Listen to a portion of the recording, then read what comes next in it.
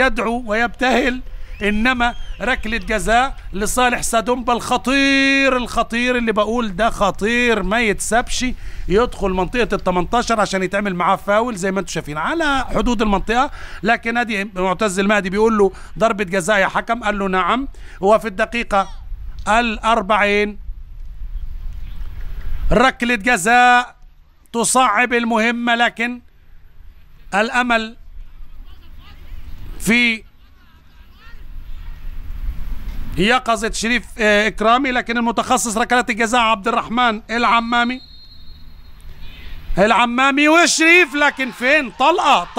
طلقة لازم نقول الكرة الحلوة والكرة القوية. هدف يتعادل مع الدقيقة 41 من ركلة جزاء. مباراة فيها أهداف. توقع وليد صلاح الدين وحازم الكديكي مع كريم حسن شحاتة أن هناك أهداف في الشوط الأول، يعني حازم أكد على أن في ثلاثية، هو يتمناها 2-1. ادي جال واحد يا عم حازم. طيب وليد صلاح تمناها ثلاثية نظيفة للأهلي. لا يا كابتن وليد، يصعب اللقاء ومطلوب هدفين للأهلي المصري الآن، مطلوب هدفين للأهلي المصري الآن ليعبر، وكأن المباراة، ويا ريت المباراة كانت 0-0. هدوء، التفكير بعمق، رقص 1 و2 كترها اتقطعت، وبقت الهجمة المرتدة وانطلق أحمد عيد وبيلعب هناك على طول ليه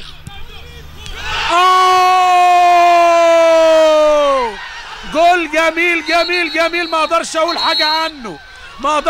حاجة عنه، جيسون ايه جول جميل. شريف إكرامي ما يقدرش يعمل له حاجه، ده في باطن العارضه يا جماعه.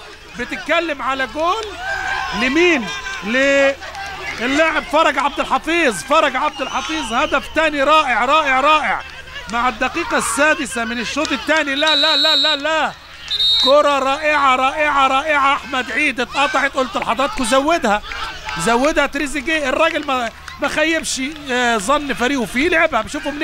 شوفوا منين من اكتر من 38 قاتلة تاريخية رائعة جميلة. كل ده يستحقوا الهدف ده. ليه؟ المباغتة موجودة. هنا مين؟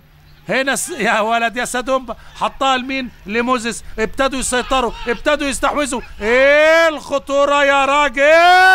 لا هي مباراة للنسيان للنادي الأهلي، ومباراة للتاريخ لأهلي بني غازي. الثلاثية جاءت واكتملت.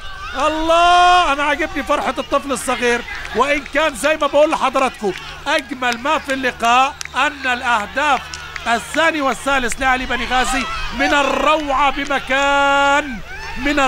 بمكان، عن جدارة، عن استحقاق. يا ولد بتعمل ايه؟